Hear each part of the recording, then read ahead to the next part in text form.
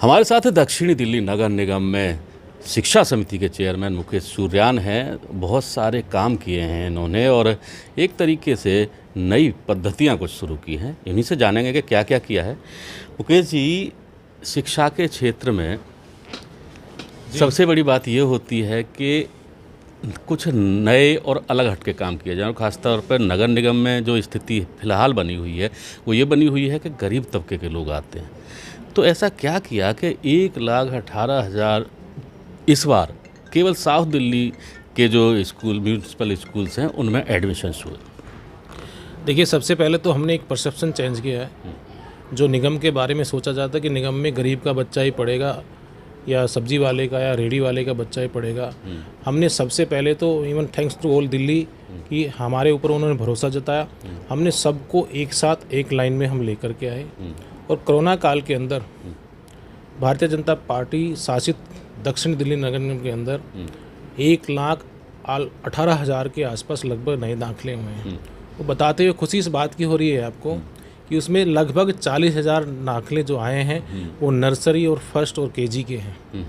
13,000 दाखिले private public स्कूलों से आए हैं जो नर्सरी भी हैं, फर्स्ट भी हैं और केजी भी हैं। जी। अच्छा, इसके अलावा एक चीज़ और है कि अभी तक बहुत सारी शिकायतें ये आती रही हैं कि नगर निगम के बच्चों को, स्कूल के बच्चों को बुक्स नहीं मिल रही हैं, कॉपीज़ नहीं मिल रही हैं, लेट हो रहा है।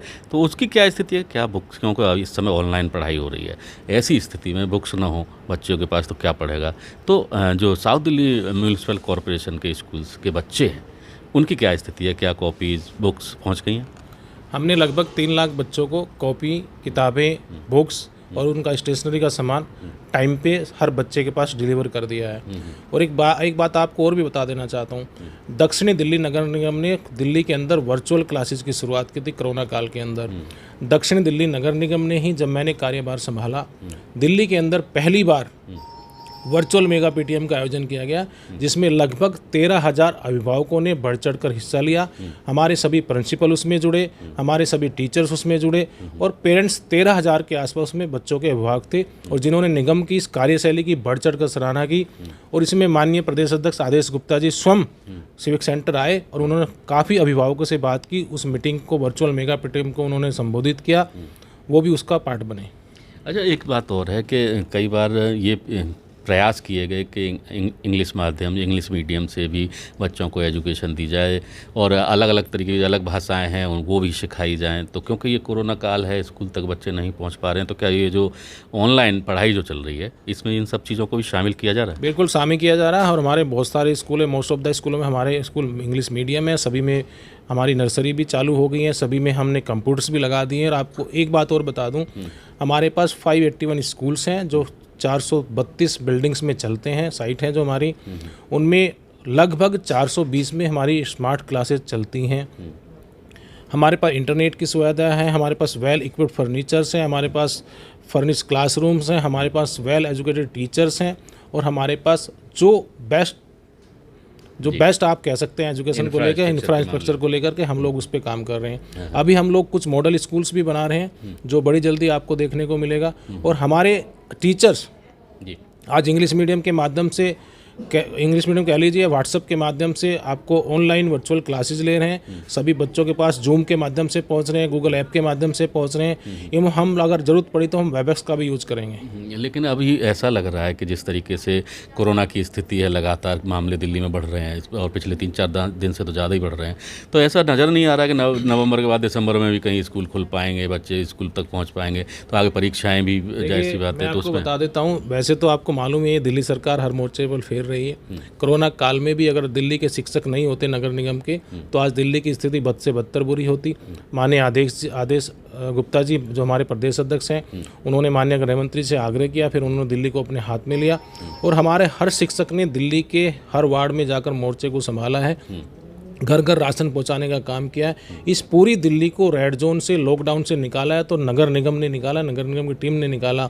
उसमें प्रथम अगर किसी को मैं देता हूं तो श्रेणी तो हमारे शिक्षक को जाती है। जी। आज उन्हीं शिक्षक पर अत्याचार किया जा रहा है दिल्ली सरकार के माध्यम से, उन्हीं डॉक्टरों पर अत्याचार किया जा रहा है दिल्ली सरकार के माध्यम से। मैं आपको इसमें एक और ऐड कर देना चाहता हूँ। दिल्ली सरकार दक्षिणी दिल्ली नगर हो या नॉर्थ एमसीडी हो या ईस्ट एमसीडी हो, फंड रोककर हमें पंगु करना चाहती है।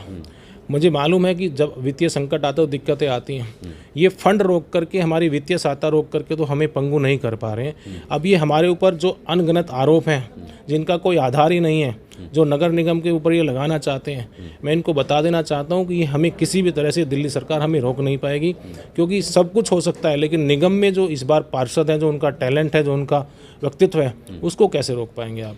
ऐसा माना जा रहा है कि जो कि सियासी गलियारों में चर्चा भी है कि अगले नगर निगम इलेक्शन तक शायद दिल्ली सरकार से जितनी मदद नगर निगम को मिलनी चाहिए उतनी नहीं मिल पाएगी। ऐसी स्थिति में कैसे चलाएंगे? ये देखिए, दिल्ली सरकार है, सभी की सरकार है, हमारी भी सरकार है, दिल्ली के हर व्यक्ति ने इनको चुना है। और जब भी किसी राज्य के अंदर किसी भी की भी सरकार हो, जो निगम होता है, जो निकाय होता है, जो निकाय इकाइयाँ होती हैं, उनमें अगर कोई वित्तीय संकट आता है या कोई और भी आर्थिक संकट आता है, तो राज्य सरकार की नैतिक जिम्मेदारी बनती है कि वो निकाय को सपोर्ट करें, निकाय को फंड के अगर ज़रूरत है तो उसको जारी करें। लेकिन ये सरकार ऐसा नहीं कर रही है। ये भी एक तरह से सरकार का फेलियर है। निगम, कोई भी निगम एजेंसी प्रॉफिटेबल के नहीं होती। निगम सोशल वेलफेयर के लिए होती है। निगम जनता की साफ सफाई के लिए होती है, जनता की सुविधाओं के लिए होती है। लेकिन यही सरकार आज उसी दिल्ली की जनता को फिर वापस धोखा दे रहे जिन्होंने इनको चुन के भेजा है। हम भी कहते हैं, वो हमारे भी मुख्यमंत्री हैं, दिल्ली के मुख्यमंत्री हैं, और सीएम साहब तो मंच से चीख कर कहते हैं कि हम दिल्ली के मालिक हैं। तो दिल्ली के मालिक होने के नाते मेरी आपके चैनल के माध्यम से अपील है कि वो दक्षिणी दिल्ली नगर निगम भी उसी का एक पार्ट है, उन्हीं की एक बॉडी है, उसका भी ख्याल रखे। जो वित्तीय सहायता हमें मिलनी चाहिए, जो हमारा फंड है, उसको जारी करें। और एक बात मैं और ऐड कर रहा हूँ आपके माध्यम से जी। दिल्ली सरकार के पास 65,000 करोड़ का बजट है, जो पिछले 6 सालों से लगातार बढ़ता आ रहा है। फिर दिल्ली की हालत ऐसी क्यों है? ना तो कोई स्मोक टावर लगा है, ना कोई प्यूरीफायर लगा है, ना आपकी इलेक्ट्रॉनिक बसें आई हैं, ना जल बोर्ड को लेकर कोई संसाधन हुआ है, ना ही कोई नई टेक्नोलॉजी आई है, ना स्कूल खोला है। स्कूल के नाम पे मैं आपको बता दूं, इनके 12 जो कॉलेज हैं उनमें आज क्या हालत है टीचर्स को लेके, उनकी सैलरीज को लेके। और पहली बार ये पहली सरकार है जो स्टूडेंट वेलफेयर का पैसा टीचर सैलरी के लिए यूज करना चाहती है। तो इससे बड़ा फेलियर तो कोई हो ही नहीं सकता किसी भी सरकार के लिए। सरकार को धरातल पर आकर काम करना चाहिए, और उनके जो भाग हैं, चाहे वो दक्षिणी दिल्ली नगर निगम हो, जो निकाय इकाइयाँ, या हमारा नॉर्थ एमसीडी हो, चाहे ईस्ट एमसीडी हो, बढ़ चढ़कर अपनी नगर निगम को इनको सुविधाएं देनी चाहिए। हमारे फंड इनको तुरंत रिलीज करने चाहिए। चलिए मुकेश जी, हमसे बात करने के लिए आपका बहुत शुक्रिया। धन्यवाद।